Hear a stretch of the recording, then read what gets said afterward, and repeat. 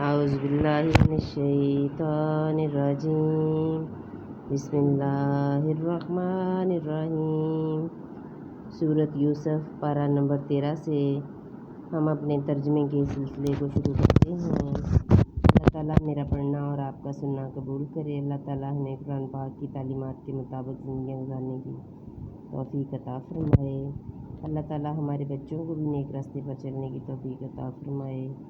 اللہ تعالیٰ انہیں بھی اللہ تعالیٰ کے گھروں کو آباد کرنے کی اور قرآن پاک کی تلاوت کرنے کی توفیق عطا فرمائے، آمین۔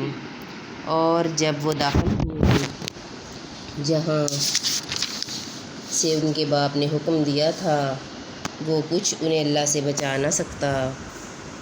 ہاں، یعقوب کے جی کی ایک خواہش تھی جو اس نے پوری کر لی، اور بے شک وہ صاحب علم ہے ہمارے سکھائے سے، مگر اکثر لوگ نہیں جانتے۔ اور جب وہ یوسف کے پاس گئے، اس نے اپنے بھائی کو اپنے پاس جگہ دی، کہا یقین جان میں ہی تیرا بھائی ہوں، تو یہ جو کچھ کرتے ہیں اس کا غم نہ کھا۔ پھر جب ان کا سامان مہیا کر دیا، پیالہ اپنے بھائی کے کجاوے میں رکھ دیا۔ پھر ایک منادی نے ندا کی، اے قافلے والو، بے شک تم چور ہو۔ بولے اور ان کی طرف متوجہ ہوئے، تو تم کیا نہیں پاتے؟ بولے بادشاہ کا پیمانہ نہیں ملتا، اور جو اسے لائے گا اس کے لیے ایک اونٹ کا بوجھ ہے، اور میں اس کا ضامن ہوں۔ بولے خدا کی قسم، تمہیں خوب معلوم ہے کہ ہم زمین میں فساد کرنے نہ آئے، اور نہ ہم چور ہیں۔ بولے پھر کیا سزا ہے اس کی اگر تم جھوٹے ہو؟ بولے اس کی سزا یہ ہے کہ جس کے اسباب میں ملے وہی اس کے بدلے میں غلام بنے، ہمارے یہاں ظالموں کی یہی سزا ہے۔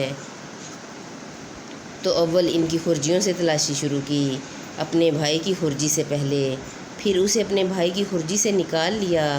ہم نے یوسف کو یہی تدبیر بتائی۔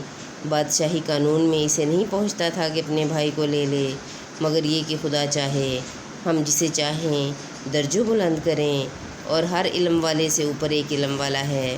بھائی بولے اگر یہ چوری کرے تو بے شک اس سے پہلے اس کا بھائی چوری کر چکا ہے۔ تو یوسف نے یہ بات اپنے دل میں رکھی اور ان پر ظاہر نہ کی۔ جی میں کہا تم بدتر جگہ ہو، اور اللہ خوب جانتا ہے جو باتیں بناتے ہو۔ بولے اے عزیز، اس کے ایک باپ ہیں بوڑھے بڑے، تو ہم میں اس کی جگہ کسی کو لے لو، بے شک ہم تمہارے احسان دیکھ رہے ہیں۔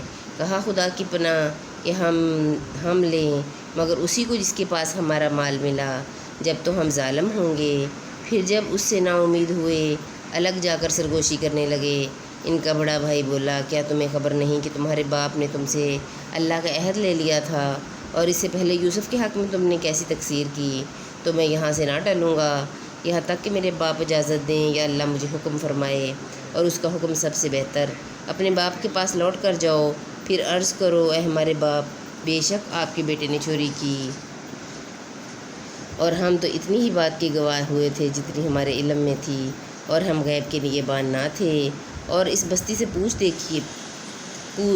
دیکھیے جس میں ہم تھے، اور اس قافلے سے جس میں ہم آئے، اور ہم بے شک سچے ہیں۔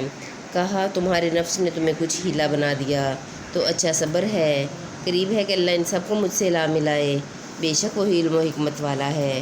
اور ان سے منہ پھیرا اور کہا ہائے افسوس یوسف کی جدائی پر، اور اس کی آنکھیں غم سے سفید ہو گئیں۔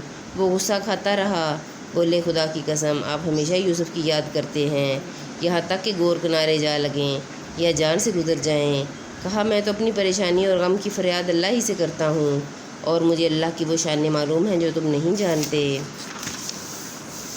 اے بیٹو، جاؤ یوسف اور اس کے بھائی کا سراغ لگاؤ، اور اللہ کی رحمت سے نا امید نہ ہو، بے شک اللہ کی رحمت سے نا امید نہیں ہوتے مگر کافر لوگ۔ پھر جب وہ یوسف کے پاس پہنچے، بولے اے عزیز، ہمیں اور ہمارے گھر والوں کو مصیبت پہنچی، اور ہم بے قدر پونجی لے کر آئے ہیں، تو آپ ہمیں پورا ناپ دیجئے اور ہم پر خیرات کیجئے، بے شک اللہ خیرات والوں کو صلہ دیتا ہے۔ بولے کچھ خبر ہے تم نے یوسف اور اس کے بھائی کے ساتھ کیا کیا تھا جب تم نادان تھے؟ بولے کیا سچ مچ آپ ہی یوسف ہیں؟